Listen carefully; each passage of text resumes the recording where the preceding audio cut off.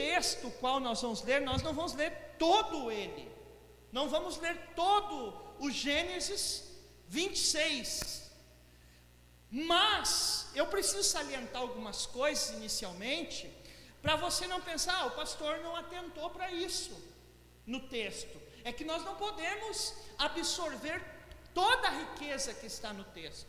Nós vamos pegar uma parte do texto que é importante para esse momento. Mas esse texto que tem 35 versículos, esse texto ele vai abordar diversos assuntos importantes.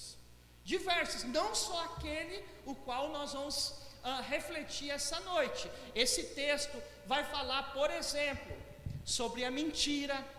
Esse texto vai ensinar como a mentira, muitas vezes, nós não temos a noção daquilo que ela pode ocasionar na vida de quem faz uso dela.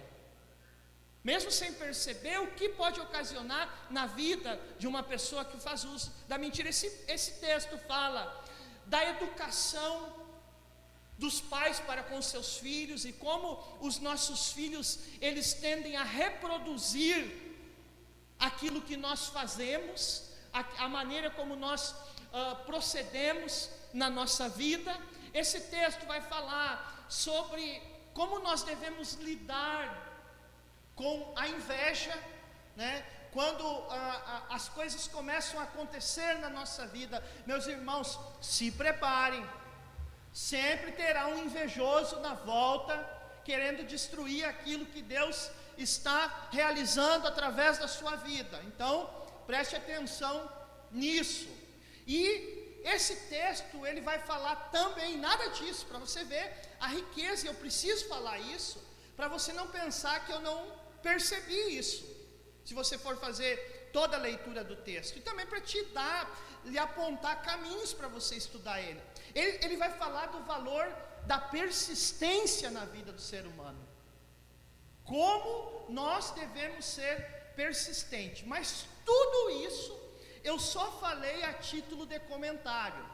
O que eu queria falar com vocês essa noite é sobre as crises, o que fazer e o que não fazer em meio às crises da vida. Vamos a ele e você vai entender melhor. Diz o seguinte, verso 1, Gênesis 26: houve fome naquela terra, como tinha acontecido no tempo de Abraão. Notem que a crise que está se estabelecendo aqui, ela não é nenhuma novidade no texto.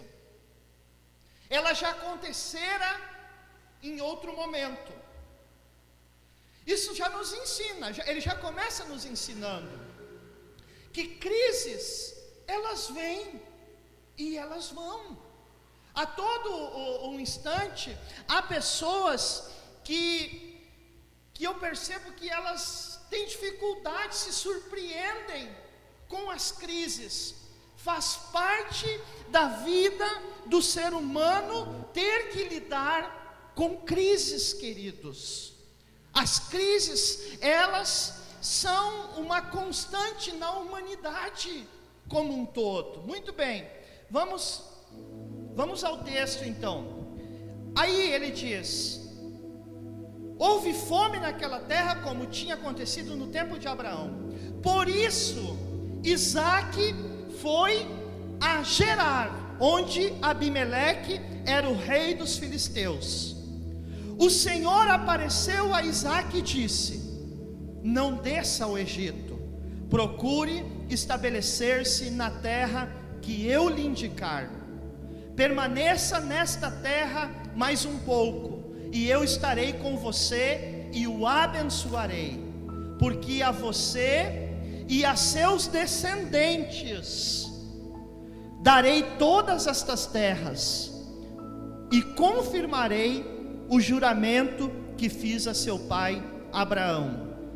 Versículo 4: tornarei seus descendentes tão numerosos como as estrelas do céu, e lhes darei todas estas terras, e por meio da sua descendência, todos os povos da terra serão abençoados, porque Abraão me obedeceu e guardou meus preceitos, meus mandamentos, meus decretos e minhas leis.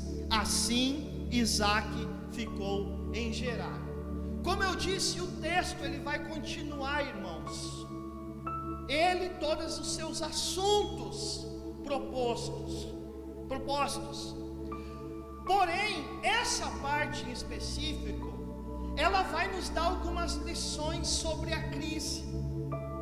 Seja essa crise qual for, embora nós estamos vivendo essa crise toda da pandemia, eu acredito que ela não é a única crise. Essa é do âmbito coletivo.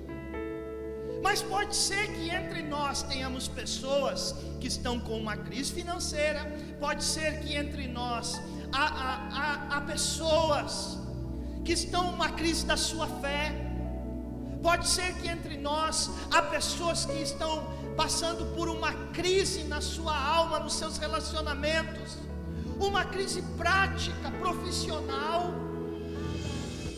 Esse texto vai nos trazer o que eu devo fazer e o que eu não devo fazer em todas as crises da vida, porque a gente precisa aprender a lidar com elas.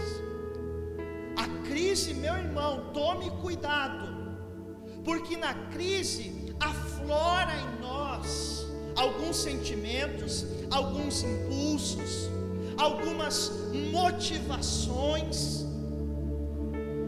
Aflora em nós o desânimo, várias possibilidades, e nós nos perdemos no meio do caminho. Aliás, ninguém passa, guarde isso, ninguém passa por uma crise e fica do mesmo jeito. A crise tem essa característica, ela nos transforma, querendo nós ou não. Nós seremos transformados por esse momento no qual nós estamos vivendo. Perceba você agora ou não, você está sendo transformado nos seus valores, você está sendo transformado nas suas atitudes. E aí, queridos, nós temos dois caminhos. É como se a crise fosse uma encruzilhada da vida, e que você escolhe ou vai para um lado ou vai para o outro. De um lado, você tem a possibilidade de os impulsos aflorados, de tudo aquilo, das tensões que ela provoca dentro de nós. Nós temos a possibilidade de jogar tudo para o alto, de desistir,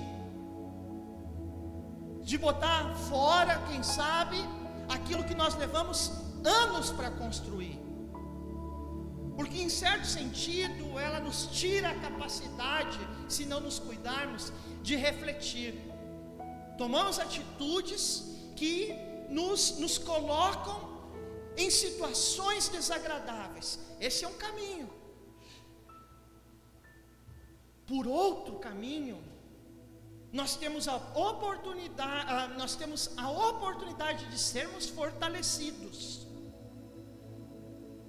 de estarmos mais preparados para lidar com os desafios da vida. A escolha é nossa. Muitas pessoas irão se perder nesse tempo. Por que isso?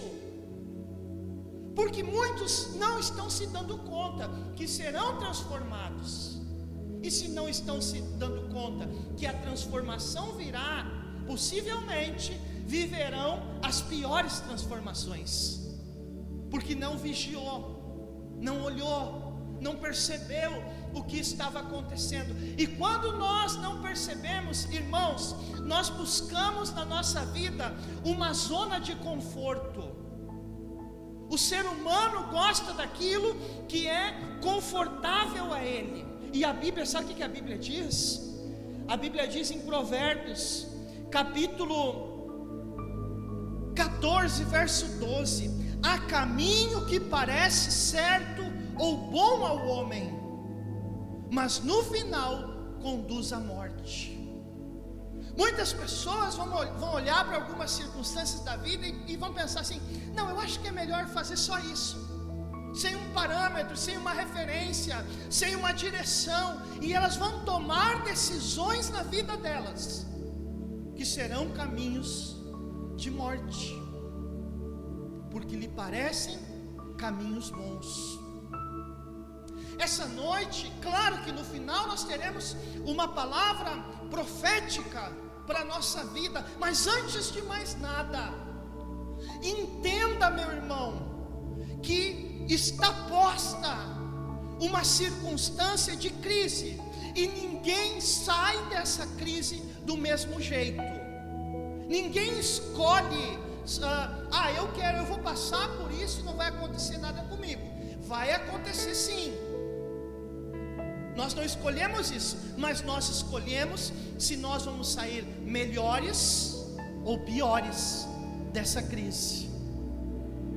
Seja essa coletiva uma crise de fome ou uma crise qualquer que seja, uma crise de saúde.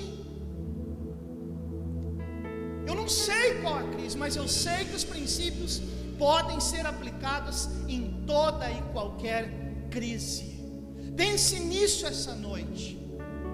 Nós seremos transformados. Nós olharemos, palavras serão ressignificadas na nossa vida. Hoje pela manhã nós cantamos uma canção, e é interessante isso, como conforme a circunstância que nós estamos vivendo, algumas coisas, algumas palavras, elas passam a ter um novo sentido na nossa vida, ou um sentido aprofundado. Quantas vezes nós cantamos aquela canção aqui na igreja: uma coisa vou pedir, deixa eu ficar nesse lugar todos os dias da minha vida. Acho que é isso, né, que diz na canção.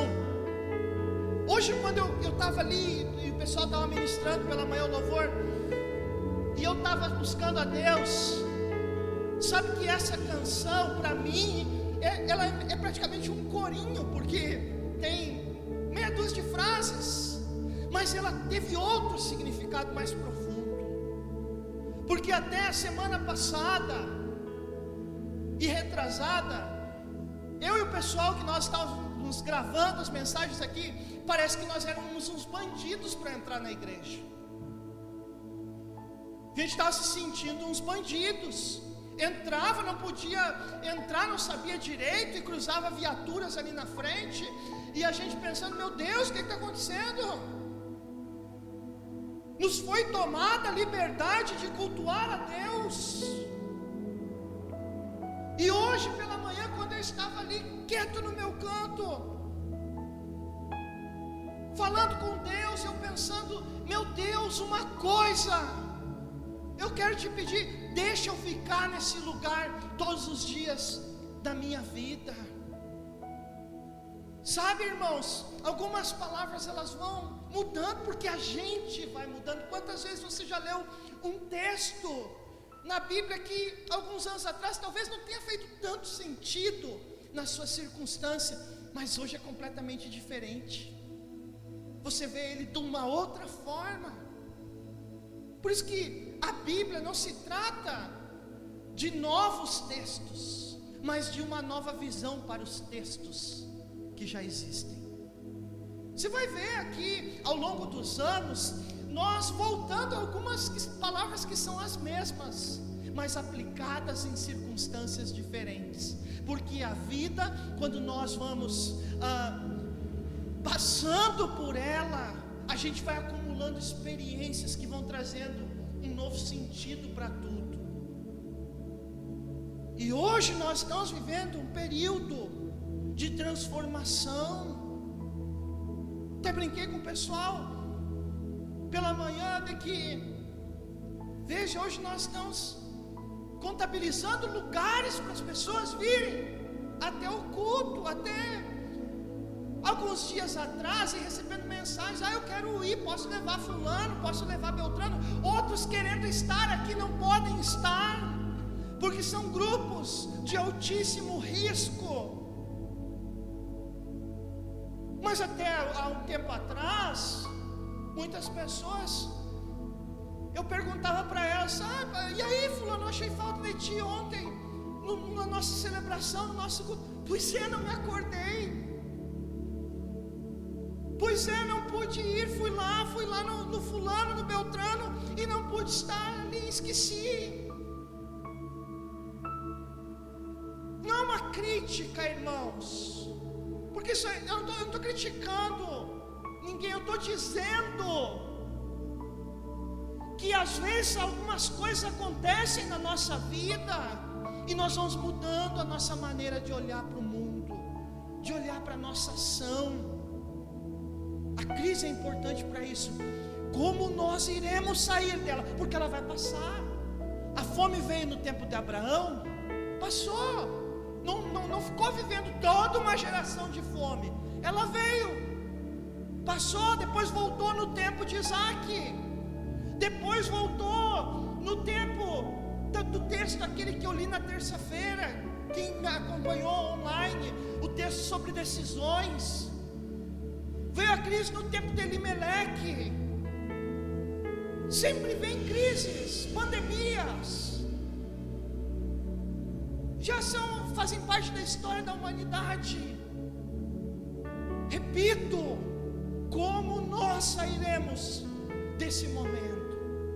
Como será o dia que nós pudermos fazer novamente? Eu disse hoje pela manhã, e vou falar e vou cumprir. Nós vamos fazer, depois que terminar esse negócio de máscara, de não poder chegar perto das pessoas, vai ter um recreio no culto da noite de 40 minutos, para a gente ficar conversando, tomando cafezinho, para ficar dando risada, para se abraçar. A gente vai fazer tudo isso, e eu quero ver, e eu vou observar também, porque eu imagino que isso vai ter outro significado para nós. Vai ser diferente, irmãos. Não porque a situação é diferente, mas porque nós ficamos diferentes para a situação. Você está entendendo? Nós amadurecemos, nós temos a possibilidade, como ser humano, como igreja, de amadurecer.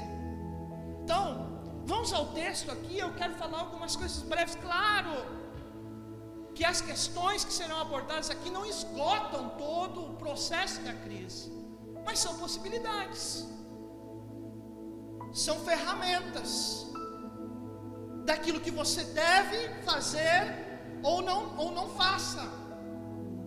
Título essa noite é Crises: o que eu faço e o que eu não faço em meio a elas. E vamos começar por algo que nós não devemos fazer e que todos somos tentados. Quando você olha para o texto, já no verso 1, dá o diagnóstico da crise. Houve uma fome naquela terra, como tinha acontecido no tempo de Abraão. Por isso, Isaac foi para Gerar. Sabe qual é o primeiro impulso que nós temos? E é algo que nós devemos resistir, irmãos, em meio à crise. Quando a crise chega, dá uma vontade de fugir, dá uma vontade de se esconder, dá um medo, e dá uma vontade de procurar uma zona onde eu me sinta seguro, e que eu saia de cena para esperar tudo passar. Isaac, no primeiro momento, ele pensou: eu vou fugir da crise da fome. Quantas pessoas fogem das crises e não pensam no que está em jogo? Quantas pessoas fogem da crise? Eu digo assim, hoje no nosso tempo, naquela época era uma fuga geográfica. Ainda há isso. A pessoa que não está bem aqui em Santa Maria, ela diz: eu vou para outra cidade. Foge, como se fosse resolver. Pode até ir para outra cidade, mas depois que resolver aquilo que está pendente aqui. Há pessoas que fogem dentro de si. com vícios, com drogas, com bebida alcoólica. Quantas pessoas eu já vi na minha vida fugindo, criando um mundo paralelo à crise. O que ela faz? Ela, ao invés de encarar e resolver os seus problemas, ela foge na bebida. Eu tive isso dentro da minha casa, meus irmãos, e já contei essa história para vocês. É muito triste de ver isso, quando as pessoas, elas não têm coragem de encarar o tempo difícil. E pessoas vencedoras na vida, elas precisam entender que períodos difíceis, nós não fugimos deles, nós os encaramos. Isaac tem esse impulso: eu vou para Gerar, eu vou para lá. Elimeleque, na terça-feira, quando nós lemos, também teve isso. Só que Elimeleque foi e morreu, porque, conforme diz Provérbios, há caminhos ao homem que lhe parecem bons, mas são caminhos de morte, que levam à morte.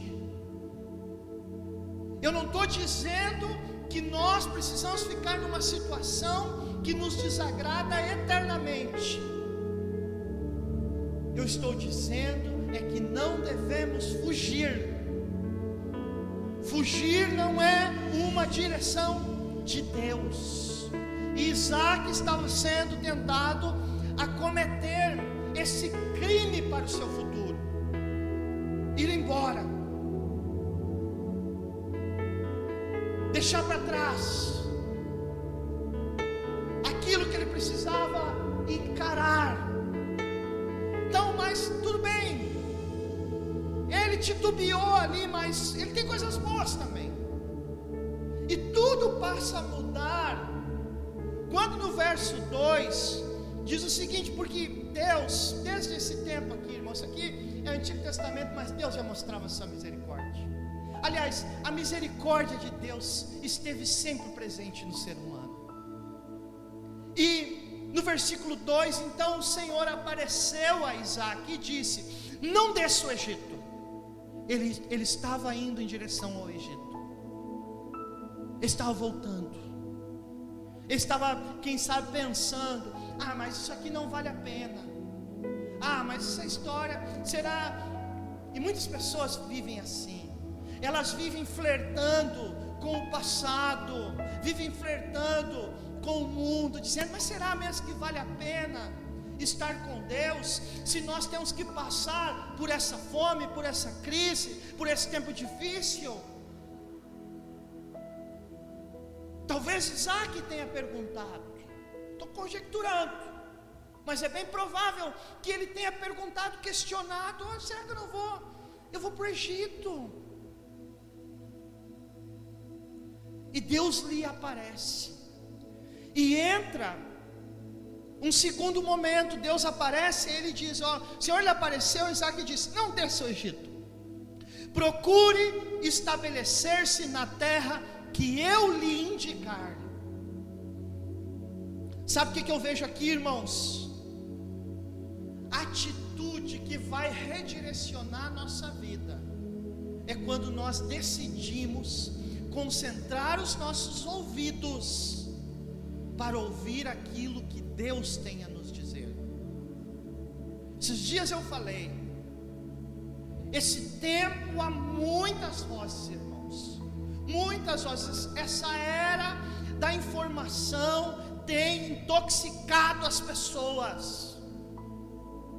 Excesso de informação não quer dizer conhecimento. Há pessoas, aliás, se preocupe com informação, você tem no Google. Conhecimento é outra coisa. Saber decidir, saber avaliar. Em se tratando de questões espirituais, isso vem de Deus.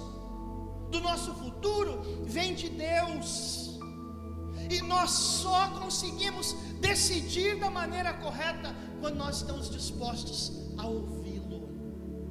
Ouvimos às vezes as pessoas, ouvimos pessoas pessimistas, pessoas carregadas pelas suas dores, pessoas que não têm relação alguma com Deus. Cuidado, meu irmão, cuidado para não perder a sensibilidade de ouvir aquilo que vem do céu para a sua vida,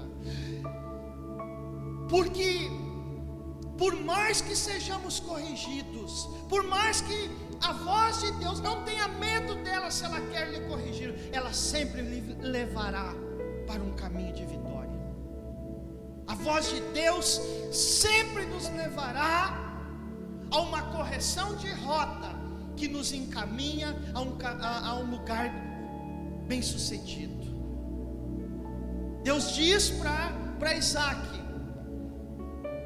fique aqui, fique desse jeito que você está aqui, para agora com essa tua ideia. Ele já tinha avançado um pouco, mas para agora. Às vezes na vida a gente faz algumas bobagemzinhas, vai indo um pouquinho, mas tem um momento em que Deus diz: daqui para lá não faz mais nada. E a gente tem que ouvir, a gente tem que estar ciente que Deus está nos falando algo. Então Isaac é, entre aspas, surpreendido pela voz de Deus. E no versículo 3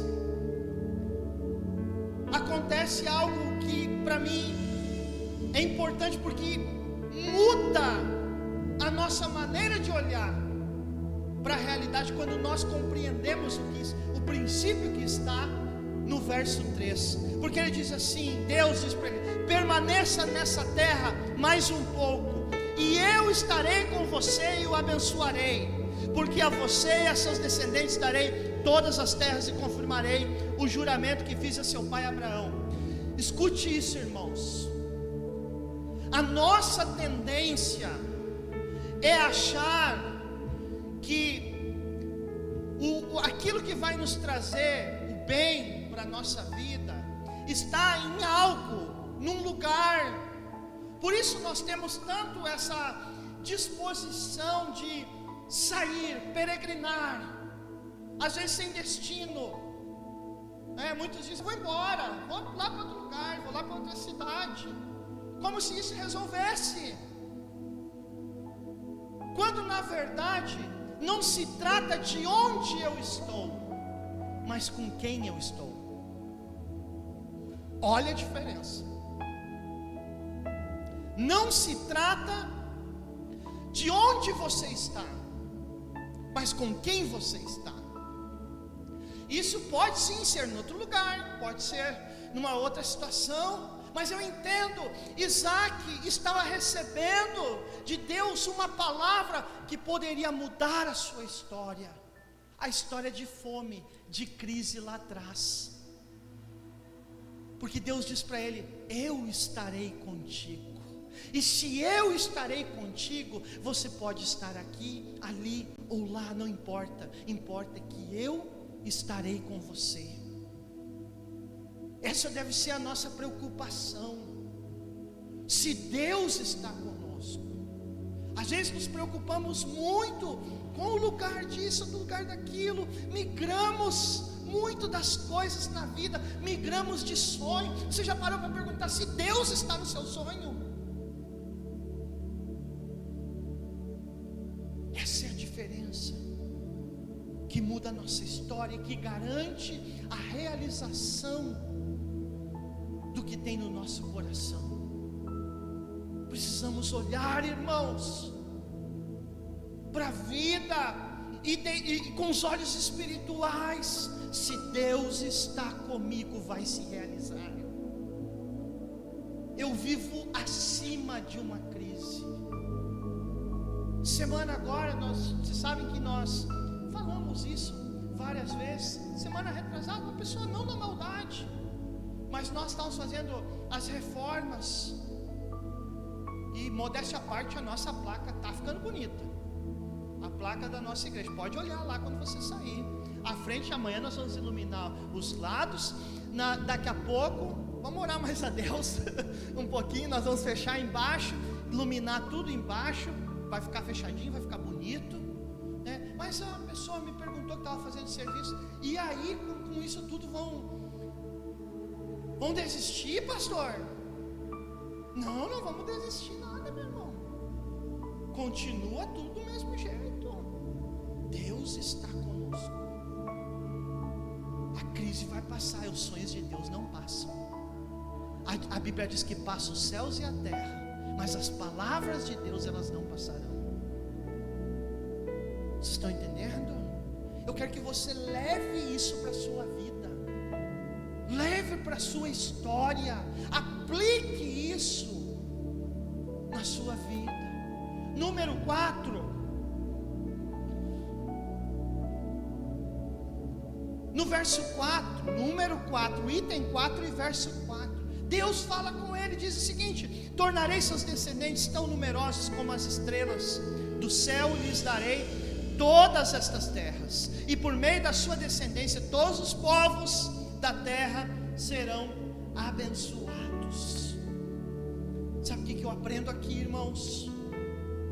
A necessidade em tempos difíceis de nós nos apegarmos às promessas de Deus.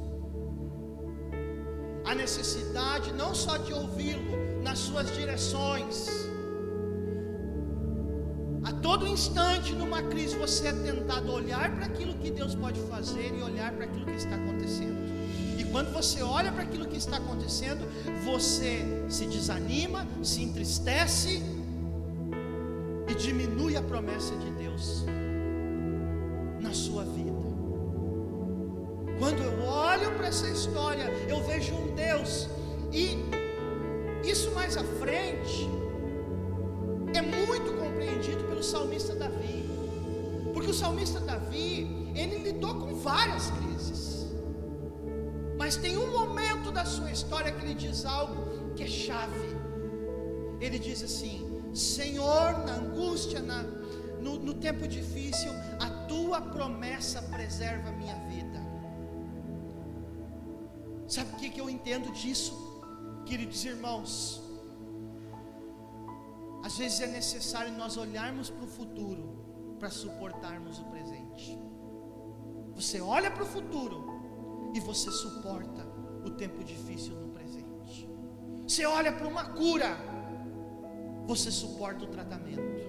Porque se você olhar para a doença, você fica desmotivado de buscar a cura. Às vezes nós temos que projetar, e Deus nos deu essa capacidade de olhar, enxergar lá na frente. O ser humano tem isso, os animais não têm. Os animais não têm essa capacidade dada a nós, de olhar para o futuro, de imaginar, de sonhar, de pensar no que está lá na frente, de pensar naquilo que Deus pode fazer pela nossa vida. Guarde as promessas de Deus. Lá na frente você vai me dar razão, se não der hoje. Vai olhar para trás e dizer: valeu a pena. Valeu a pena no tempo em que eu estava com medo, estava angustiado, eu ter acreditado que Deus ia dar uma virada na minha vida. Por último, o verso 12 é importante, porque o verso 12 nós não lemos até agora. Eu quero ler para vocês, mas lá diz o seguinte: naquele lugar, naquela terra, Isaque plantou, formou lavoura, e no mesmo ano, aqui está a palavra profética, no mesmo ano colheu a 100 por 1, porque o Senhor o abençoou. Sabe o que eu queria dizer para vocês? Como último princípio dessa história: ao invés de lamentar, invista. Ao invés de lamentar, o que é investir? Faça o que está à sua mão fazer. Faça. Muitas pessoas, eu diria que a grande maioria delas, nesse tempo, elas estão lamentando. E uma das coisas que eu já ouvi, e não foi uma nem duas vezes, 2020 está perdido. 2020 se foi, agora é só passar por ele para tentar alguma coisa em 2021. 1000 anos é como um dia como 1000 anos para Deus. Numa fração de segundos, Ele pode mudar uma história, Ele pode mudar uma vida. A escolha é nossa. Ou nós levantamos a cabeça e não ficamos nos lamentando, chorando. É claro que é chato essa coisa aqui de usar, é chato isso aqui, incomoda. Nunca tinha usado essa tal de máscara, mas uma coisa eu sei, ela vai passar essa máscara, e eu acho que eu vou botar fogo na minha, depois que passar esse negócio. Quero saber mais de máscara, tá? Que suporta esse troço aqui. Vai passar. E eu preciso sim sair diferente desse momento. Você precisa sair diferente desse tempo.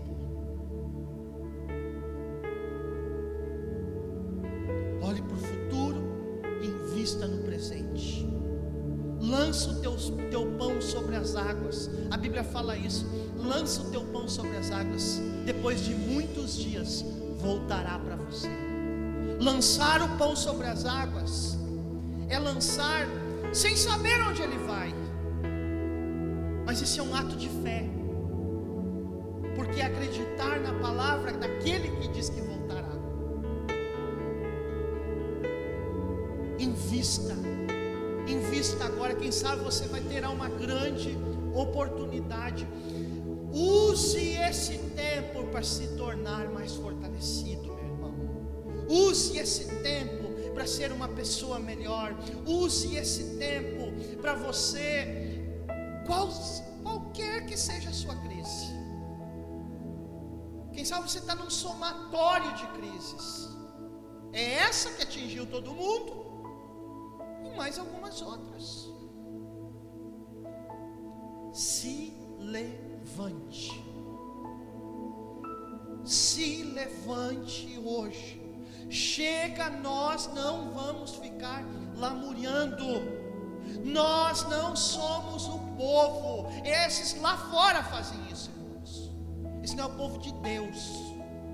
O povo de Deus sente sim a dificuldade, sente, mas acredita naquilo que está escrito no livro de Salmos. Ainda que eu passe pelo vale da sombra da morte, eu não temerei mal algum, porque o Senhor está comigo. A sua vara e o seu cajado me consolam, e certamente habitarei em pastos verdejantes. É isso que Deus tem para mim e para você, em nome de Jesus.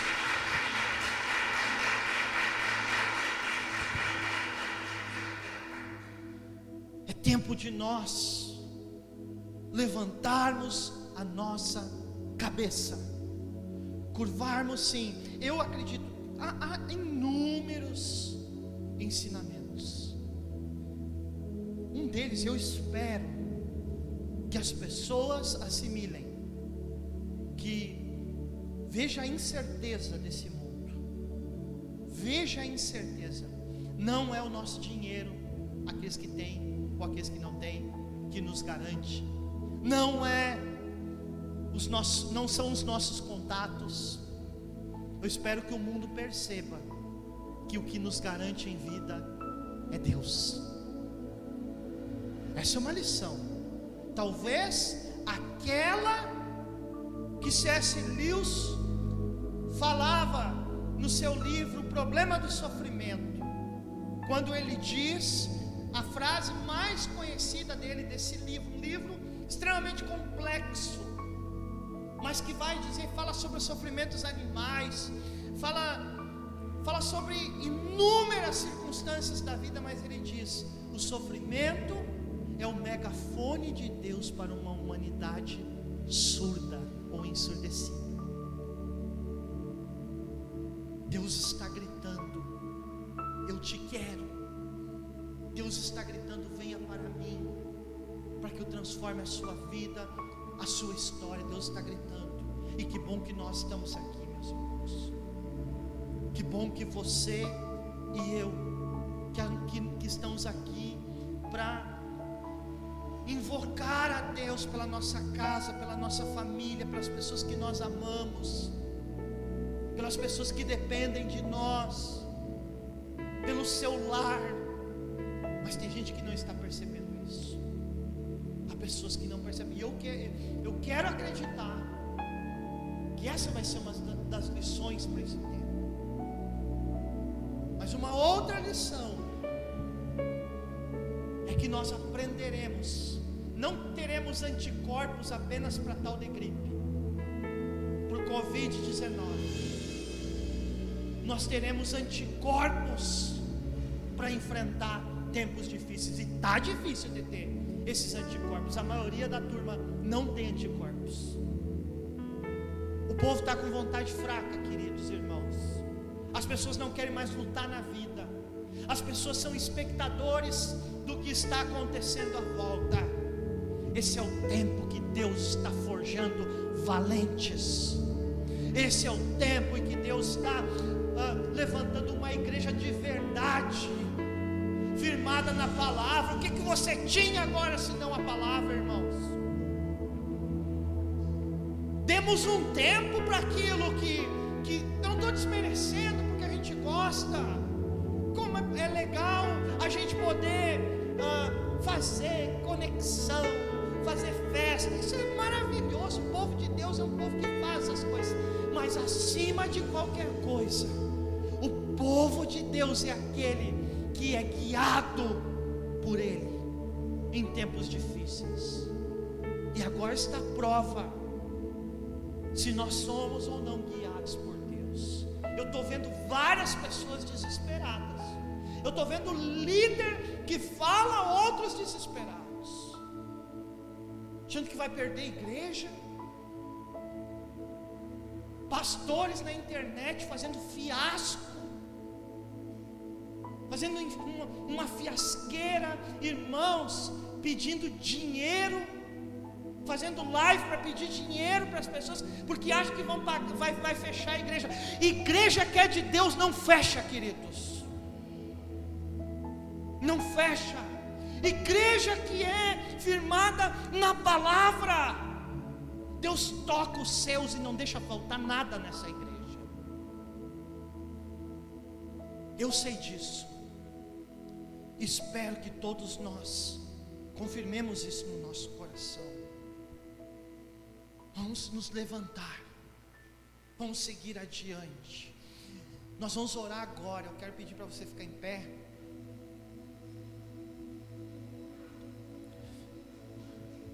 E é para orar para que nós sejamos fortes, fortes em Deus, fortes com Deus, fortes para a vida. Vai passar a fome, o tempo difícil, a peste vai passar. E a minha oração inicial é que praga nenhuma chegue à nossa tenda, à nossa casa. Mas não é só por isso, para que você saia mais que vencedor.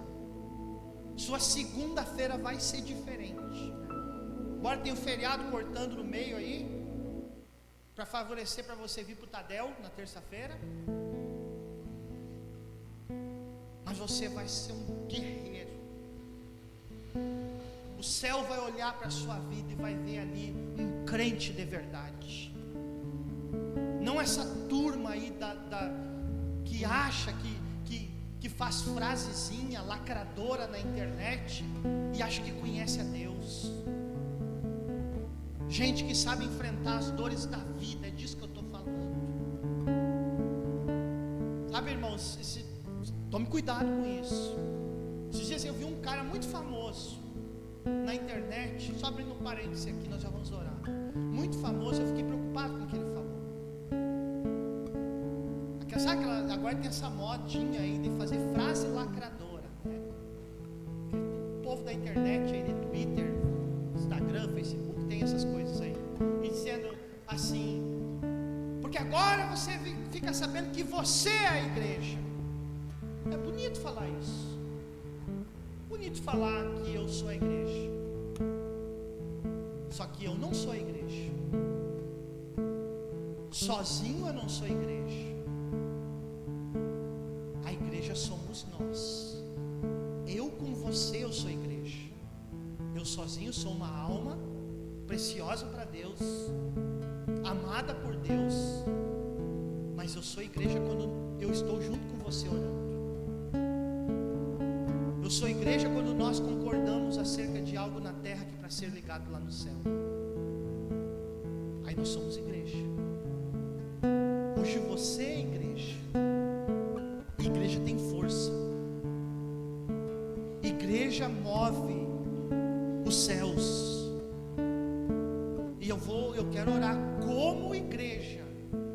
Já orei sozinho como filho de Deus. Agora eu quero orar como igreja junto com vocês, junto com quem está aqui essa noite, para Deus nos guardar, nos fortalecer, guardar o seu negócio, guardar a sua vida financeira. Você não vai cair naquelas estatísticas, aquelas previsões. Primeiro que ia morrer quase 1 milhão de gente no Brasil, meu Deus do céu. Íamos ter que desmatar a Amazônia só para fazer caixão. Morresse tudo isso de gente. Olha que vai morrer gente. 50 milhões de desempregados. Imagina. Milhares de empresas quebrando. Profetas do Apocalipse. Eu quero profetizar. E Deus nos abençoe, que ninguém de nós pegue essa doença. Primeira coisa que eu quero profetizar: nenhum dos nossos filhos, dos nossos pais, sejamos todos guardados por Deus. Nenhum dos anciãos da nossa igreja, as pessoas da idade da nossa igreja, ninguém pegar esse troço. Ninguém vai pegar isso. Não é porque eu estou falando, estou garantindo. Depois bota isso aí na internet. O pastor estava dando lá a unção da imunização. Não é isso que eu estou falando. Estou falando de ter fé, de que Deus vai guardar a nossa casa. Nós vamos nos cuidar sim. Nós não vamos ser pessoas inconsequentes. Não vamos ficar tentando a situação, tentando o nosso Deus. Vamos nos cuidar, estamos nos cuidando aqui. Eu só estou sem a máscara aqui agora, que eu estou falando e tem distância. Tem distância entre nós aqui. Mas nós vamos ser uma igreja prudente, mas uma igreja de fé, uma igreja que confia num Deus soberano, que vai nos guardar,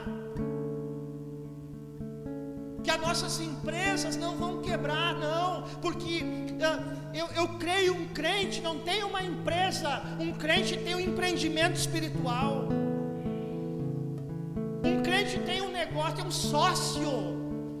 Crente tem sócio, e esse sócio se chama o Espírito Santo, que nunca perdeu uma batalha, nunca quebrou. É isso que eu estou dizendo. Que nós vamos nos agigantar para a vida, que o que você precisa em Deus vai acontecer, porque em Jesus Cristo, na sua gloriosa riqueza, todas as nossas necessidades são supridas. É sobre isso, meu irmão. É você saber que você tem uma igreja que te ama, que ora por ti,